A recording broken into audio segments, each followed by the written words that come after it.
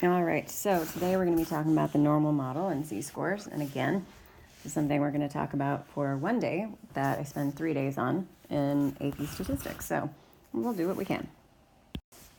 So just kind of review last stuff to make it clear here. Between an observational study and an experiment, is a variable being manipulated? Yes, then it's an experiment. Nope, it's an observational study. There was some confusion about this in class, so thing to note, giving a subject a test to measure the possible impact of a variable is not manipulating a variable. It's how we measure the response variable. Okay, so things that we need to know that I would like to, that I presume that we would know, but it's not necessarily true, are mean and standard deviation. The mean is a measure of center found by adding all the values in the set and dividing by the number in that set. Most people know that one. It's also called the average. Standard deviation, a lot of people have heard, but they don't necessarily understand. This is a measure of spread, so how spread out data is. This is not a mathematically precise definition. I want to make that very, very clear. But basically, the idea is that it's an average of all the distances to the mean. So I want to talk about it really quickly as an example of what I did in my classroom. So this was during an Algebra 3-4 class, and I just pulled the class really fast about their age. So in one of the particular classes, I had, I think, so I got 15, 16, 17, 18, 19, and then way out that I had to put this on here, I had 39. So in this particular class, I think I had 2 people that were 15. I had something like 8 people that were 16. I had something like 20 people who were 17, and I had 1 or 2 people who were 18. This is a histogram, by the way. All of this space in here, this is everything from the age of 15 up to, but not including the age of 16. So once they turn 16, they pop into this column. And then we had me out here at 39. So if I just look at this space right here, pretty much all of my data is clustered between 15 and 19. And quite a lot of it is at 17. So we're expecting a mean somewhere around 17. And if I just look at the ages of the students in my room, I have a very small standard deviation because they're really close together.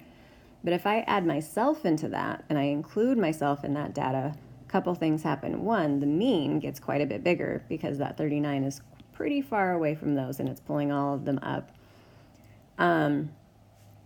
So when you do have those outliers like that, not good to use the mean. And then the standard deviation also stretches quite a lot because this is not so spread out, or this is a lot more spread out. So now from 15 to 19, and I have a pretty small standard deviation of probably less than a year, now I have the standard deviation, I don't know what it is, but it's pretty different. So let's say my mean gets pulled up to, say, 19. And this is an utter estimation, so don't do the math. With the standard deviation, if I take all these distances to the mean, everybody in these little bars, ton of them here, all up to the mean. Okay, that mean is probably a little bit high. And I average those, I'm going to get a fairly big number. Let's get rid of all that. But if I take myself out of that and I just get the average of the students, then I probably get an average age of 17. And my distance to the mean, I've got one that's like 2 in there, but my distance to the mean is going to be really small. So my standard deviation is going to be a lot smaller. And that's really what I want you to understand about standard deviation, is the more spread out your data is, the bigger your standard deviation is going to be. The more clustered it is, the smaller your standard deviation is going to be. And the calculation for it is more complicated. I don't need you to understand that. I just need you to understand the general idea. So again, not mathematically precise definition, but it gives you a good idea of what's going on. Okay, so one of the examples that we did was with this one. We have this histogram here that we call fairly unimodal and symmetric. Not completely, but not too bad. So would we be surprised if we purchased a vehicle that got 30 miles a gallon or more? And we had a couple of answers. We had some people say, yes, I would be surprised because after 30 miles a gallon, there's not very much. And then we had other people that said, no, it wouldn't be surprised because right around here we have this cluster and 30 miles a gallon is in there. And both of those are right enough for this. So how surprised you would be is a subjective measure. What we're going to work on today is actually quantifying how surprised you should be in particular in these kind of cases. And we do that by approximating with a normal model. So data that's unimodal, meaning that it has essentially one peak, and symmetric, so it's about the same on both sides, can be approximated by the normal model. It's approximately normal when it follows the 68, 95, 99.7 rule. So basically that states, by the way, mean, that's called mu, and sigma, that's our standard deviation. That means that 68% of the data is under this curve. This is all the area under this curve between those two red lines. Out here, between the blue lines, is 95%. Those are within 2 standard deviations from the mean. So we have the mean, minus 1 standard deviation and plus 1 standard deviation, minus 2 standard deviations, plus 2 standard deviations, and then pretty much everything is within -3 and 3 standard deviations. So 99.7%, which means we just have a teeny tiny bit just outside, like 1.15% on each end hanging out here. Now, the normal model is just that. It's a model that we use to approximate these things. It's not perfect. It's very rare that anything would be exactly normal. So what we're going to do is we're going to do some approximations on this particular model, and then we're also going to use a z-score calculation as well as a calculator trick. And unfortunately, I can't put the calculator out here, but we'll do what we can. All right, so in completely made-up world, the Chapter 6 test had a mean score of 70 points and a standard deviation of 10 points. So we go to our mean, we put that right in the middle, we add 10 points 3 times to get to 3 standard deviations, and we subtract 10 each time to get to -3 standard deviations. So what that means is pretty much everybody in this class or this group that we were sampling from scored between 40 and 100%, or points, however we want to say it.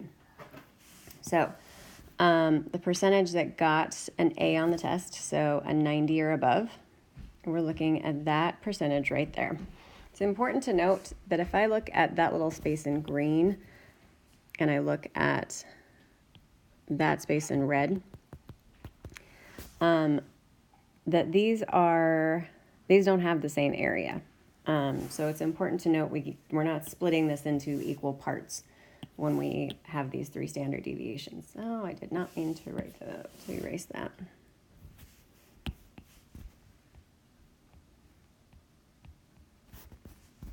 Okay, sorry about that.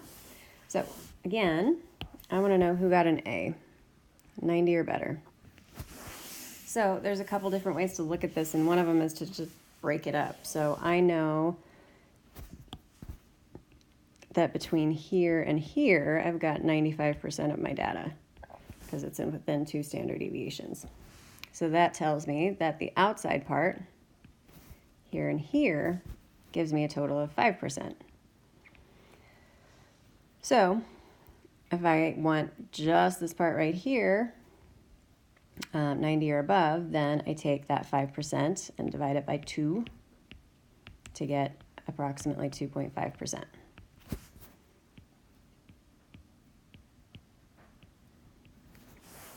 Between 60 and 80, since that's within 1 standard deviation on both of them, that's just 68%. The percentage that passed, and I'm going to get rid of this part right here.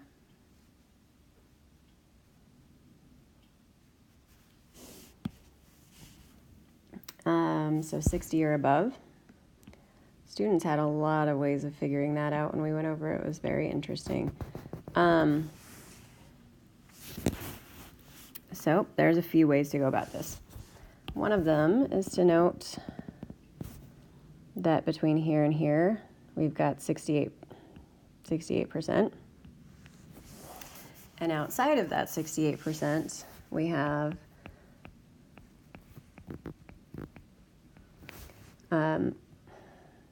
32%. So that makes up this whole part. And if I only want half of that, because I only want this very shaded section here, then I divide that by 2, and that makes up 16%.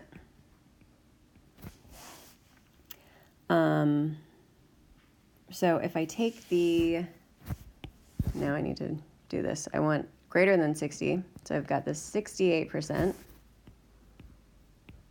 plus this 16%, then I have 84%. That got very, very colorful. So I'm going to erase all that again. And a lot of people found that in different ways. That's part of it with this, is that when it comes to how you use this as a little puzzle in your brain, it's fine. We're going to talk about how to find it more specifically and quicker. And what percentage got a B between 80 and 90.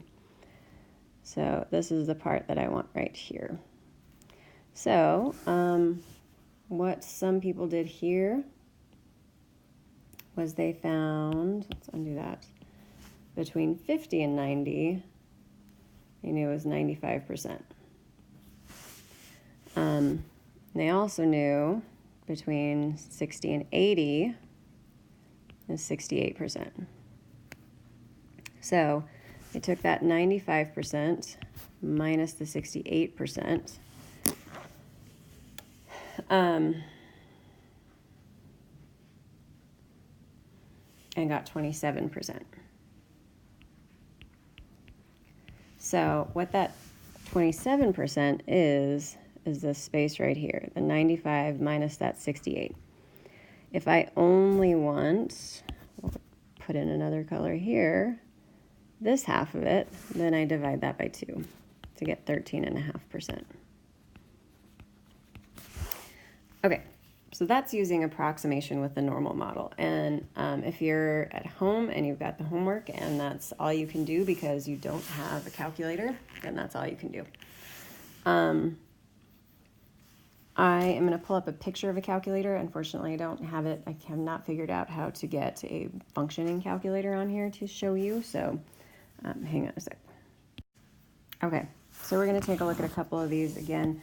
But now we're going to get some more precise numbers. And not that precise because I'm just going to show you how to get them and not what the answers are because I don't have my calculator with me. I'm home with a sick kid today. So, what percentage on the, what percentage got an A on the test? So, I want 90 and above. So, what I'm going to do is find what's called a z-score. And a z-score, let's undo that, is calculated by z equals the observed minus the mean divided by the standard deviation. So I'm going to take, no, I don't want to do that. I'm going to take the observed, which is 90, and I'm going to subtract the mean, which is 70, and I'm going to divide it by 10, which is 2. Gives us a standard deviation of 2, which shouldn't be terribly surprising because we're 2 standard deviations away. Sorry, a z-score of 2. Z-score is technically the number of standard deviations from the mean.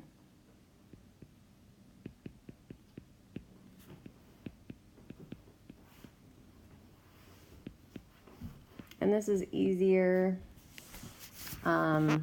for something where we're not right on those standard deviations, like if I want to know an 85. So if I have a z-score of 2 and I want to know all the space above it, I'm going to go to my calculator and I'm going to push second and then the vars key.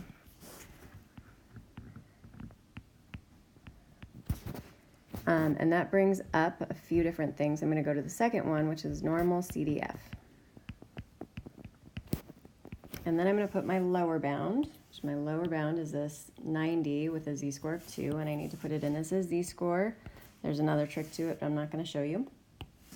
And then it goes all the way out to infinity, even though it really goes up to 100. But infinity, because z-scores are generally between positive and negative 3, we're going to use 99 as essentially infinity. We should get something close to the percentage that we had before, just maybe a tad more precise than our estimation based on the model. And again, I don't have my calculator with me, so I can't tell you that precise one. If I want to know between 80 and 90, I'm going to get the z-scores at 80 and 90, so I'm going to calculate that twice. I'm going to do 80 minus 70 for my mean divided by 10. That's going to give me a z-score of 1. It's important to know you need to do the top, either in parentheses or do the top and then divide it by the bottom. And then I do the one for 90, which we know is 2. So when I put this in, oh, that one's for that one, because I want to know the space between two numbers. Whoops, wrong function.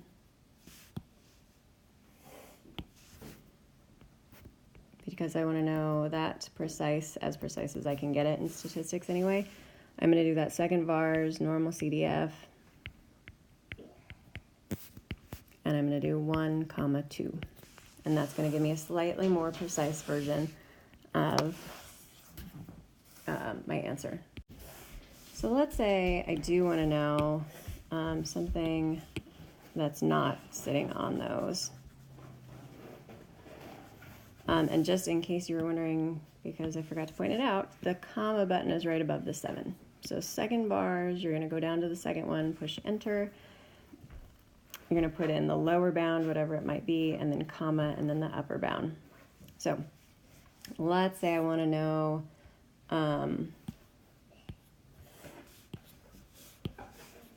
the percentile, or the percent below.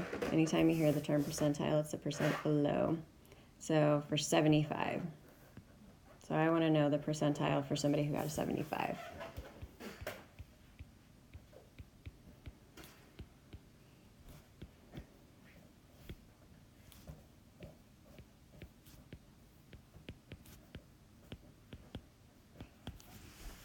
Then I'm going to do the z-score. So 75 minus 70 divided by the standard deviation, which is 10, and I'm going to get a z-score of 0.5. So I'm going to go to my calculator, inverse norm, not just kidding, wrong one, normal CDF,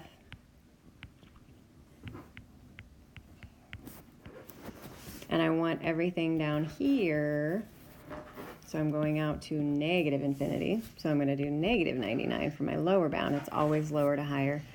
And then I'm going to do 0.5 for my upper bound. Now, this is probably going to be, I'd say probably around 60 divided by 2 would be 34. Half of that is probably around 16%, 16 or 17%, probably a little bit more. But the calculator would give us that. And I don't have that calculator. So my daughter is standing here being very impatient, so I'm going to go ahead and end this video. Hopefully it was at least a little bit helpful for the z-score stuff and the normal model stuff, and we'll call it a day. Have a good one.